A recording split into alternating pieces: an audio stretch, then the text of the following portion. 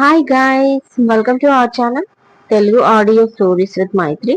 నా ఛానల్ని ఎవరైనా ఫస్ట్ టైం చూస్తున్నట్టయితే తప్పకుండా లైక్ చేయండి, షేర్ చేయండి అండ్ సబ్స్క్రైబ్ చేసుకోండి ఫ్రెండ్స్.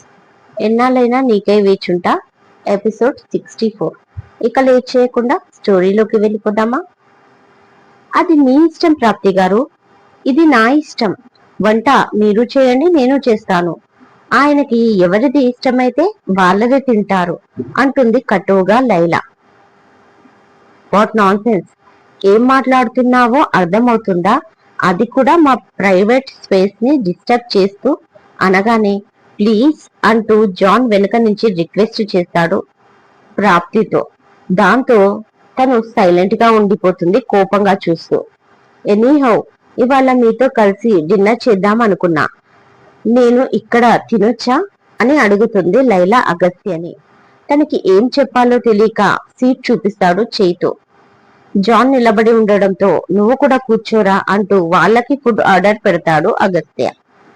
లైలా అగస్త్య చూపించిన ఎదురుగా ఉన్న సీట్ కాకుండా వచ్చి తన పక్కనే కూర్చుంటుంది. దేవుడా, ప్రాప్తిని చూస్తే నాకే భయంగా ఉంది.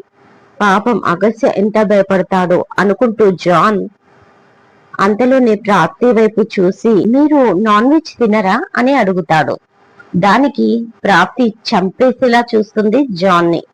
వీడేంటి నా పిల్లానికి సైట్ కొడుతున్నాడు అని అగస్య అనుకుంటూ తను నాన్ వెజ్ తినదు, వెజ్ తెప్పించాను అని చెప్పి బంగారం అలాగే ఉంది ఫుడ్ అంటూ తన ప్లేట్ లో సర్వ్ చేసి ఫస్ట్ ముద్ద తనే తినిపిస్తాడు.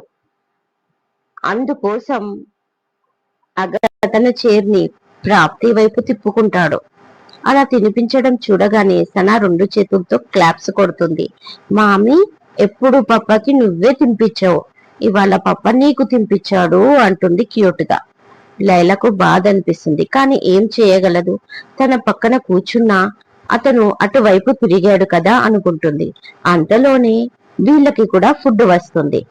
ప్రాప్తి అగస్త్యని చూసి లైలా సగం కడుపుకు తింటే ప్రాప్తిని చూస్తూ జాన్ కడుపు నిండా తింటాడు.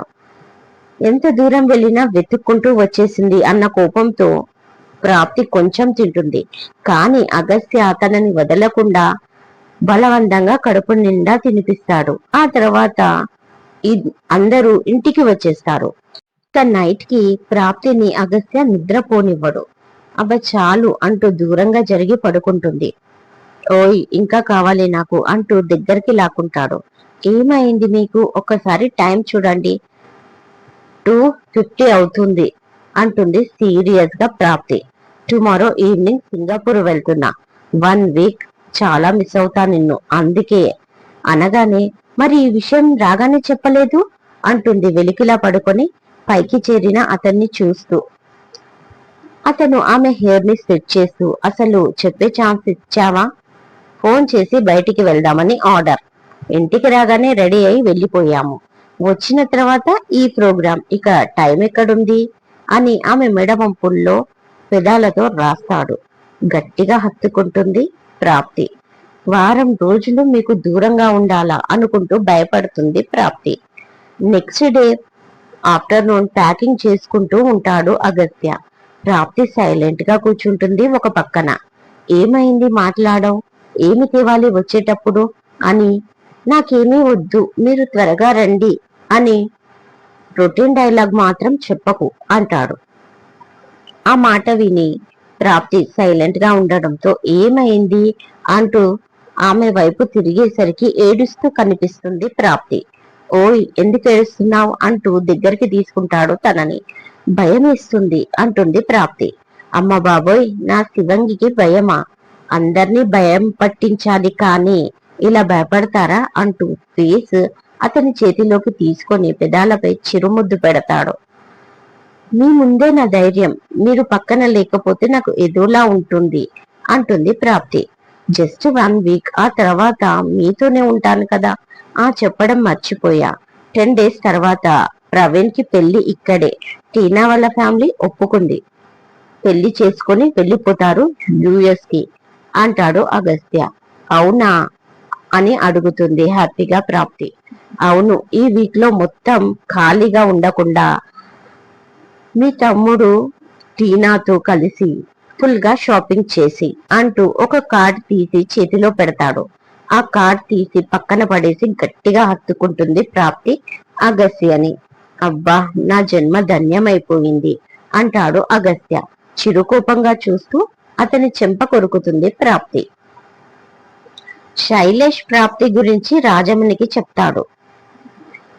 అయితే మన శైలేంద్ర కూతురు బ్రతికే ఉందా అని అడుగుతుంది రాజమణి. అవును, బ్రతికే ఉంది అన్నాడు. మరి ఏం చేద్దాం? మన ఇంటి బిడ్డను తీసుకెళ్లడానికి అది వెంటనే దాని ఇంటికి వెళ్లి మన బిడ్డని తెచ్చుకుందాంరా అంటుంది రాజమణి. అమ్మా, తొందరపడకు, ఆలోచించి దాని బ్రతుకు మీద దెబ్బ కొట్టాలి. అది ఇప్పుడు ఒకప్పటి మామూలు ప్రాప్తి కాదు, ఒక పెద్ద బిజినెస్ మ్యాగ్నెట్ భార్య. ఇప్పుడు మనం ఏం చేసినా బాగా ఆలోచించి చేయాలి. అటు ప్రాప్తికి ఇటు అగస్త్యకి ఇద్దరికి డ్యామేజ్ అయ్యేలాగా. సరే, నేనేదో ఒకటి ఆలోచిస్తాను. అప్పటి వరకు ఈ విషయం ఎవ్వరికి చెప్పకు అంటూ కాల్ కట్ చేయగానే మరొక కాల్ వస్తుంది శైలేష్ కి. వెంటనే లిఫ్ట్ చేసి కాల్ ఏంటి విషయం, ఇన్ఫర్మేషన్ అని అడుగుతాడు శైలేష్. సార్, మేము మీరు చెప్పినట్లుగానే సబ్జెక్టుని ఫాలో అయ్యాం సార్. ఇంటి నుంచి కూడా వాచ్ చేస్తున్నాం. స్కూల్ కి వెళ్ళినా బయటికి వెళ్ళినా ఇంకెక్కడికి వెళ్ళినా ఫుల్ సెక్యూరిటీ ఉంటుంది. వాళ్ళని దాటుకొని సబ్జెక్ట్ నీడను కూడా మేము టచ్ చేయలేం. అంత పకడ్బందీగా ఉంది సెక్యూరిటీ. ఎంతైనా డబ్బున్న వాళ్ళు కదా సార్ అంటాడు అటువైపు నుంచి. అదంతా కాదు, నీతో అవుతుందా లేదా కిడ్నాప్ చేయడం? నీతో కాదు అంటే ఇంకెవరినైనా చూసుకుంటా అన్నాడు శైలేష్. 2 నిమిషాల మౌనం తర్వాత బాగా ఆలోచించి, నిజంగా ఈ పని నాతో అవ్వదు సార్. స్పై చేయడం వరకే ఓకే, కానీ ఇలాంటి పెద్ద మ్యాటర్లో ఇప్పటి వరకు వేలు పెట్టలేదు, మాతో అవ్వదు అంటూ చేతులెత్తేశాడు అతను. షాక్ అయిపోయాడు శైలేష్. పెద్ద ఫేమస్ రౌడీ అని తీసుకొచ్చాడు మామయ్య. వీడు జస్ట్ ఫాలో అయ్యే చేతులెత్తేశాడు అంటే నా ముందున్నది చాలా చిన్న విషయం కాదు. కానీ నేను కూడా వెనక్కి తగ్గను అనుకుంటూ, ఆల్ రైట్, ఇంకొక చిన్న హెల్ప్ చేస్తావా అడిగాడు. చెప్పండి సార్ అన్నాడు అతను. నాకు హైదరాబాద్ కొత్త, ఇక్కడ పెద్దగా పరిచయాలు లేవు. ఇలాంటి పని చేసే వ్యక్తి ఎవరైనా తెలిస్తే నాకు చెప్పు. ఎంత ఖర్చైనా రెడీనే. నాకు ఆ సబ్జెక్ట్ కావాలి అడిగాడు శైలేష్. ఉండు సార్, ఇదే ఏరియాలో పాత బస్తీలో జగ్గు దాదా అని పెద్ద రౌడీ. ఇలాంటి డీళ్లలో అతనే కరెక్ట్ గా చేస్తాడు. అతన్ని పట్టుకుంటే మీ పని క్షణాల్లో అవుతుంది అంటూ అతని అడ్రస్ సెండ్ చేస్తాడు. ఓకే, థ్యాంక్ యూ, నీకు కావాల్సిన మనీ సెండ్ చేస్తాను. ఇక ఇవాల్టితో నీ వర్క్ అయిపోయింది అంటూ కాల్ కట్ చేస్తాడు శైలేష్. ఇక నెక్స్ట్ ఏం చెయ్యాలి, ఎలా చెయ్యాలి అని ఆలోచిస్తూ వెంటనే దుర్గారావుకి ఫోన్ కలుపుతాడు శైలేష్. పాపని స్కూల్ కి పంపించేసి ఇంట్లో బోరు కొట్టిన ప్రాప్తి రూపాన్ని కలవడానికి వెళ్తుంది. అగస్త్య బాగున్నాడా? అంతా బాగానే ఉందా నీ అత్తారింట్లో అడుగుతుంది మెల్లిగా రూప. అంతా బానే ఉంది, పాప కూడా బానే ఉంది. తనని స్కూల్ కి పంపించేసి వస్తున్నా, ఆయన లేరు, అవుట్ ఆఫ్ స్టేట్ వెళ్లారు అంది ప్రాప్తి. అప్పుడు నేను చేసిన తప్పులకి విజయ్ ఏమైనా బాధ పెడుతుందా నిన్ను అడుగుతుంది రూప. అలాంటిదేం లేదు పిన్ని, అందరూ మంచిగా ఉన్నారు. ముఖ్యంగా మామయ్య అందర్నీ ఆయనే కంట్రోల్లో ఉంచుతారు. ఇక పాత విషయాలేవి నీ మనసులో పెట్టుకోకు అంటుంది ప్రాప్తి. ఎలా మర్చిపోవాలి? నేను చేసిన ఒక్క తప్పు వల్ల ఎందరి జీవితాలు ఎలా మారిపోయాయి. నా స్వార్థంతో నేనేమి సాధించాను? ఒక బిడ్డను శాశ్వతంగా దూరం అయిపోతే మరొక బిడ్డ నన్ను అసహించుకుంటున్నాడు. నిన్ను ఒక మనిషిలాగా కూడా చూడలేదు. అలాంటి నాకు అన్నీ నువ్వే అయ్యి కాపాడావు. ఏ రోజు నుంచి అయితే నిన్ను ద్వేషించడం మొదలు పెట్టానో అప్పటి నుంచి నాకు మనశ్శాంతి లేదు. మనుషుల బతుకులకి గ్యారంటీ లేదు అన్న విషయం తెలిసి కూడా ఎందుకు ఇలా ప్రవర్తిస్తాం ప్రాప్తి? వయసులో చిన్నదానివైనా ఎంతో తెలివితో పెద్ద మనసుతో ఆలోచిస్తున్నావు నువ్వు. కానీ నేను ఎంత అనుభవం ఉండి కూడా నా పిల్లల కళ్ళల్లో ఒక దుర్మార్గురాల్లాగా మిగిలిపోయా. అదే నువ్వు, నీ చెల్లెలు, ఆ మాటకొస్తే నా కూతుర్ని నీ పెద్ద మనసుతో నీ చెల్లెలు అనుకోవడం గొప్ప విషయం.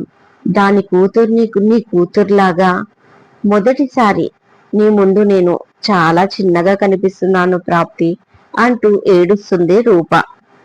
అబ్బా ఏంటి పిన్ని, గడిచిపోయింది కదా, పాతవి గుర్తుకు చేసుకుంటే ఇప్పుడు నువ్వు ఇంకా జబ్బు పడతావు. ఇప్పుడు హ్యాపీగానే ఉన్నాం కదా. చెప్పడం మర్చిపోయాను, ఈ 10 days లో ప్రవీణ్ కి పెళ్లి అగస్త్య చెప్పాడు అంటుంది. నాకు రఘురామ్ గారు ఫోన్ చేసి చెప్పారు, గుళ్ళో చేస్తామన్నారు. ఎలా అయినా చెయ్యండి బాబు, అంతా మీదయ్యా అని చెప్పాను అంటుంది రూప. తను రూప ఇంటికి వస్తున్నట్టు ప్రవీణ్ కి చెప్పడంతో టీనా ప్రవీణ్లు కూడా ఆ ఫ్లాట్ కి వచ్చి రూపాని కలిసి అట్నుంచి అటు షాపింగ్ కి వెళ్తారు. ప్రాప్తిని తీసుకుని షాపింగ్ కంప్లీట్ చేసుకుని పాపని తీసుకుని ఇంటికి వస్తుంది ప్రాప్తి. అప్పుడే అగస్త్య కాల్ చేస్తాడు. మీ కూతురు వీడియో కాల్ చేయమంటుంది అంటుంది లిఫ్ట్ చేయగానే. ఓకే బేబీ అంటూ వీడియో కాల్ చేయగానే papa I miss you so much అంటూ 2 చేతులు చాపి చూపిస్తుంది సన. మీ టూ డార్లింగ్, నా బంగారం అంటాడు Agastya. I love you papa అంటుంది తన టెడ్డీని పట్టుకొని క్యూట్ గా సన. ఐ లవ్ 2 3 4 5 6 7 8 9 10 100 10,000 lakh 10 lakhs 000 అంటూ అగస్త్య అంటాడు.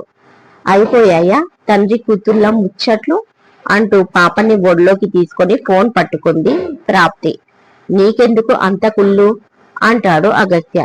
కుళ్ళు కాదు బాబు, పెళ్లి గురించి మాట్లాడాలి అంటుంది ప్రాప్తి. మామీ, పప్పాని మళ్ళీ పెళ్లి చేసుకుంటున్నావా అని అడుగుతుంది క్యూట్ గా పాప. ఆ మాటకి ప్రాప్తి ఆశ్చర్యపోతే అగస్త్య గట్టిగా నవ్వుతాడు. చాలే, నీకు మాటలు ఎక్కువయ్యాయి. పవి మామయ్య పెళ్లి అంటుంది ప్రాప్తి. పవి మామయ్య పెళ్ళా? మరి నా పెళ్ళెప్పుడు అని అడుగుతుంది సన. తన మాటలకు ఇద్దరు నవ్వుకొని మీ పప్పాని అడుగు అంటుంది ప్రాప్తి. నా బంగారం కోసం నా పాపని నాలాగే చూసుకునే రాజకుమారుడు రెక్కల గుర్రం ఎక్కి వస్తే అప్పుడు ఓకే చేస్తా అంటాడు అగస్త్య. ఆ మాటకి మురిసిపోతుంది ప్రాప్తి. పాపతో కాసేపు మాట్లాడుతుంది. రూపా కలవడం, షాపింగ్ కి వెళ్ళడం అన్ని చెప్పాక మీరెప్పుడు వస్తారు, నాకు బోరు కొడుతుంది అంటుంది గారాబంగా ప్రాప్తి. వచ్చేస్తా బంగారం, జస్ట్ 4 days కదా అన్నాడు. 1 week అన్నారు అంటుంది. ఇవాళ వచ్చే రోజు వదిలేస్తే మధ్యలో 4 days కదా అంటూ నవ్వుతాడు. మీరు భలే మాయ చేస్తారు అంటుంది. అలా కాసేపు మాట్లాడుకొని కాల్ కట్ చేస్తారు. దుర్గారావు ఒక మనిషిని ఏర్పాటు చేయడంతో అతన్ని తీసుకొని జగ్గు దాదాని కలవడానికి వెళ్తాడు శైలేష్. వీళ్ళు వెళ్లేసరికి మార్నింగ్ 10:30 అవుతుంది. గేటు దగ్గర ఉన్న వ్యక్తులు తమ ఆపి డీటెయిల్స్ అడుగుతారు. తాము ఎవరు పంపిస్తే వచ్చారో అన్ని వివరాలు తెలుసుకున్న తర్వాత లోపలికి వెళ్ళడానికి పర్మిషన్ ఇచ్చారు. కట్ చేస్తే లోపలికి అడుగు పెట్టిన వీళ్ళకి ముందుగా ఒక పెద్ద వరండా, మధ్యలో తెల్లని 5 అంతస్తుల పెద్ద బంగళా, దాని ముందు వాటర్ ఫౌండేషన్, ఇంకా చుట్టూ చెట్లు, అదొక మర్యాదస్తుల కొంపలాగా కనబడింది.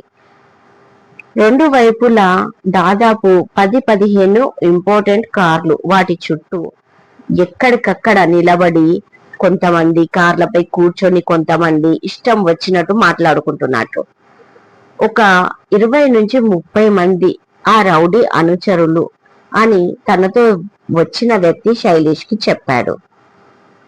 అప్పుడే వచ్చిన ఒక కారు వాళ్ళ ముందు ఆగింది. ఆ కారులోంచి 3 దిగారు. వెనక సీటు డిక్కీ ఓపెన్ చేసి 2-3 సంచులు లోపలికి తీసుకెళ్తున్నారు. అవి డబ్బు సంచులు అని చూపించాడు శైలేష్ తో ఉన్న వ్యక్తి. అదేంటి అంత డబ్బా ఎక్కడిది అతనికి అని అడుగుతాడు శైలేష్. ఇదండి ఇవాళటి ఎపిసోడ్. ఈ ఎపిసోడ్ మీకు నచ్చినట్టు అయితే నాకు కామెంట్ లో చెప్పండి. అలాగే లైక్ చేయండి, షేర్ చేయండి, సబ్స్క్రైబ్ చేసుకోండి నా ఛానల్ ని. ఇవాళ నా సీరియల్ లో కొంచెం డిస్టర్బెన్స్ వచ్చిందండి. ఇండియా విన్ అయింది కదా, పక్కన టపాసులు కాలుస్తున్నారు కాబట్టి అర్థం చేసుకుంటారని కోరుకుంటూ మరొక మంచి ఎపిసోడ్ తో మీ ముందు ఉంటాను. మైత్రి.